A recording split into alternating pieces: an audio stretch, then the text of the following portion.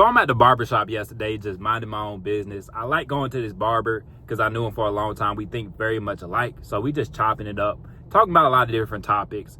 And we watch a lot of similar content. So then he asked me, hey, how was the thing in Atlanta? Okay, he also follows the Saint in the Center, Marquette. Shout out to him. And I told him about it. And then we started talking about his reaction video to Travis Hunter. And then I told him, like, I made a video about Travis Hunter too. Out of nowhere, this guy starts to lose it. Like, I could tell he was very bothered by us talking about it. But, like, the type of person I am, I don't care. I don't care. I don't care at all. And he just, like, kind of gets in the conversation. He's like, man, I don't like it how people talk about him. But if we was following you, if you had cameras on you, you'd be doing the same thing.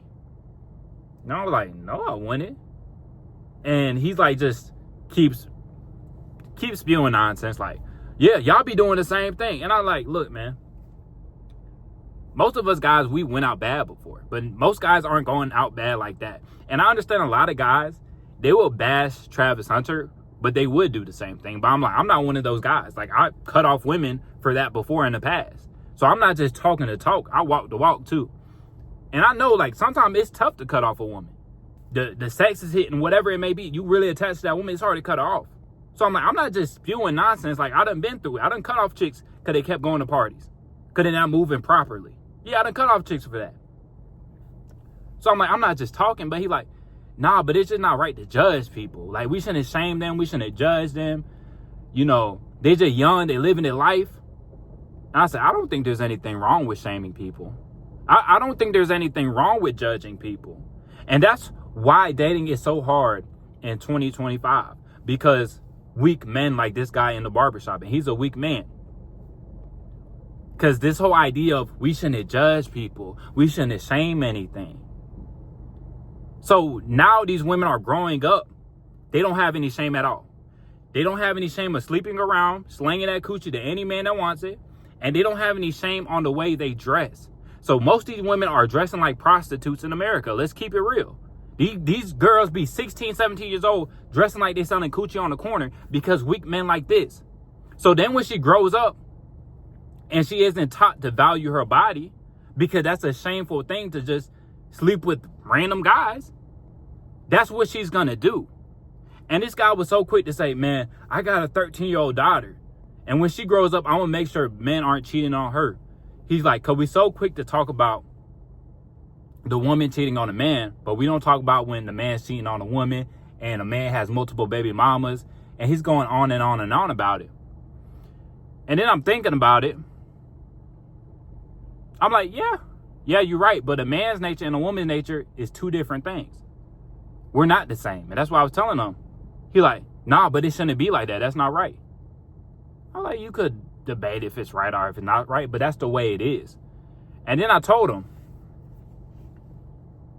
I said, it's more of the woman's nature to find one man and be attached to that one man. It's more of the man's nature to spread his seed and have multiple options. And I'm not saying men should cheat and men should have multiple women, but it's more aligned with our nature.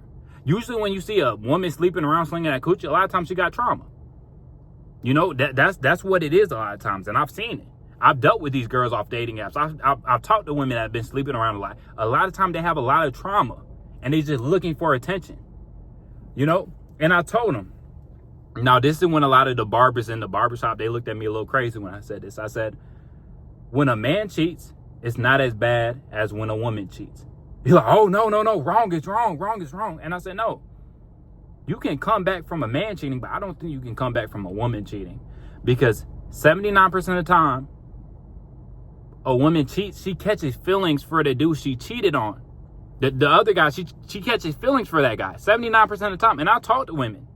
I talk to women and ask them, when you cheated, did you catch feelings for that other guy? And 9 times out of 10, they say yes. Well, vice versa, I believe it's like 20 to 30%. When the man cheats, he catches feelings. So it's not as common. A lot of time when a man cheats, look, he loves his woman. And I've seen this. I know guys that cheat on their girls. I've seen men that are in love with their woman. But, oh, she was just thick. Oh, I was just out of town. You know, but when the woman cheats, a lot of times she's looking to replace you.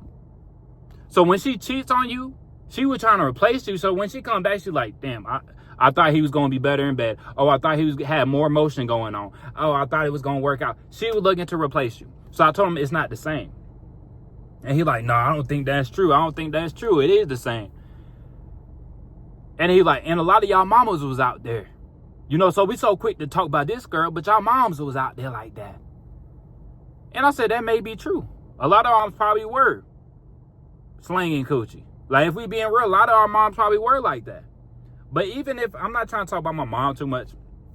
Like I said, if people don't care about me bringing them up, I'll talk about them. Like, I'll talk anything about my dad, because he says he doesn't care. But I don't know if my mom would care me talking about her past. But yeah, my mom probably did have some casual things going on.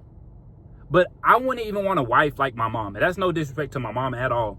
I love my mom. I think she did a great job at raising me. She put me in sports. She always had me doing something. She did a great job for our situation. I'm not knocking that at all. But I wouldn't want a wife like my mom. Now, when I look at my grandma, I haven't seen too many women like my grandma. You know, my grandma held it down for my grandpa, and I even see that now. And the older I get, the more aware I am of it. When I'm around my grandma, I'll be like, damn, there's not too many women like this. In today's world, in 2025, there's not too many women like this. If I found a woman like the traits of my grandma, I would settle down. Right now, I'm okay with being monogamous for the rest of my life. But then I haven't met a woman like my grandma. But my grandma wasn't slinging coochie anytime in her life. She got married at an early age, and she served my grandpa. You know, I used to see her rubbing his feet all the time. I used to see her cooking all the time. You try to go in the kitchen and help her cook, and she's like, no, I got it. I got it. No, you don't need to do that. She washing the dishes. No, I got it. You know, that's the type of woman she was. So I'm like, yeah, it may be true that a lot of our moms were slinging coochie, and that's fine. But that doesn't mean it was the right thing to do. That doesn't mean it wasn't shameful. And shame is one of the main components that stop these women from moving the way they do. When we don't have shame, when we don't have any judgment, why not dress like a slore? Why not try to get as much attention as you can? Why not sling your coochie as soon as you get to college, sleep with every guy that wants to fill that hole? Why not? If it's not shameful at all, why not do it? So this guy, he's telling me, I got a 13-year-old daughter, and I'm going to make sure she don't mess with dudes that would cheat on her and all this other stuff. No, she's going to end up dealing with those guys because you giving her this perspective that nothing is shameful. You shouldn't judge anything. So your 13-year-old daughter, when she probably 15, 16 years old, she going to be dressing like a slore. There's a good chance of that because you had this whole mindset, oh, we shouldn't judge. We shouldn't shame anything. So why shouldn't she dress with her booty cheeks out?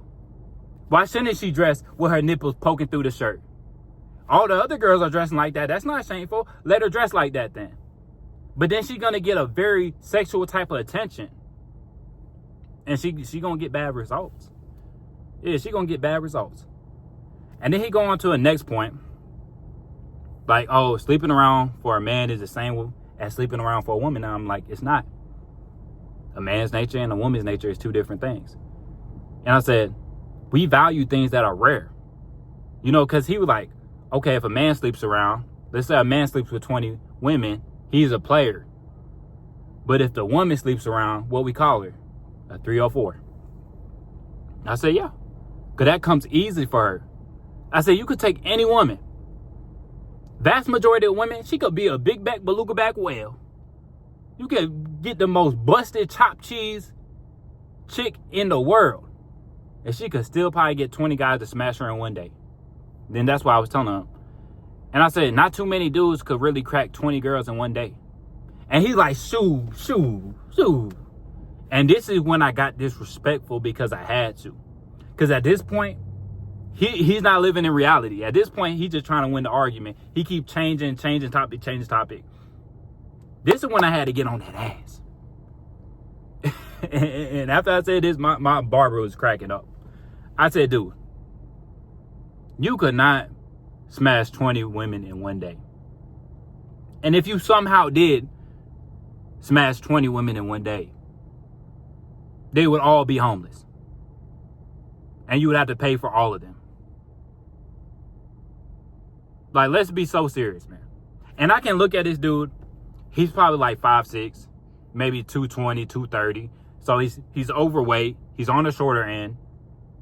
average looking, and he's going to sit here and tell me that he can sleep with 20 women in one day.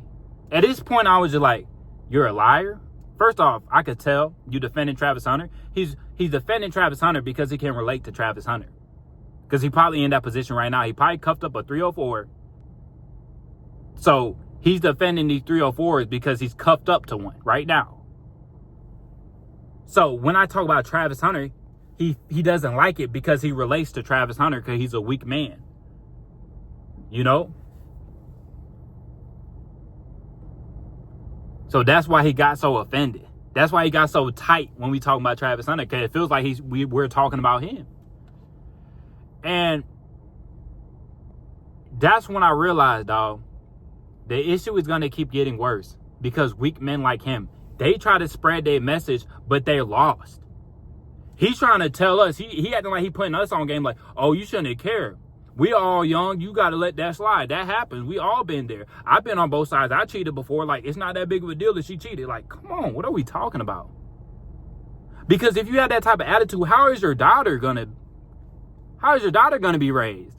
What is your daughter going to end up like? The only component you're worried about your daughter is, oh, my daughter's not going to be dealing with no men that cheat. Oh, yes, she is. Because she's going to be dressed out. She's going to be dressed up like a slore. I already know. When you got a weak father like that, you like, oh, don't shame anything. Everything's acceptable. Your daughter going to end up like a straight slore. She going to be 16, 17 years old, dressing like a prostitute. Let's keep it real. Let's keep it real, bro. And that's what aggravates me. You have guys that are completely lost, thinking they putting people on game. Thinking he really knows what he's talking about. Man, I'm in my 40s. And that's the thing, man. A lot of people get on me. They're like, man, how he talking about life and his experience and he's in his early 20s. Look, I drop better game than a lot of these old heads on here. Because some guys, like this dude in the barbershop, he's 40-something years old, but he hasn't learned shit throughout his life. He hasn't learned shit throughout his life. He's over here defending a chick with a money tattoo on her finger. He out here defending the chick that throwing it back in the club. And like, Travis Hunter, I'm not even mad at his girlfriend. Go get your bag. Get that mean come up.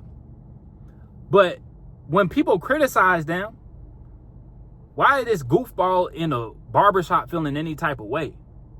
Because we calling Travis Hunter a goofball. He like, how is Travis Hunter a goofball? Because he got good grades and he plays football good.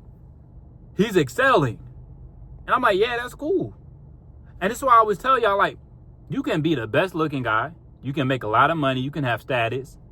But none of that shit matters if you don't understand human nature. Because, look, Travis Hunter, he going to mess around and lose half his shit to this random bimbo.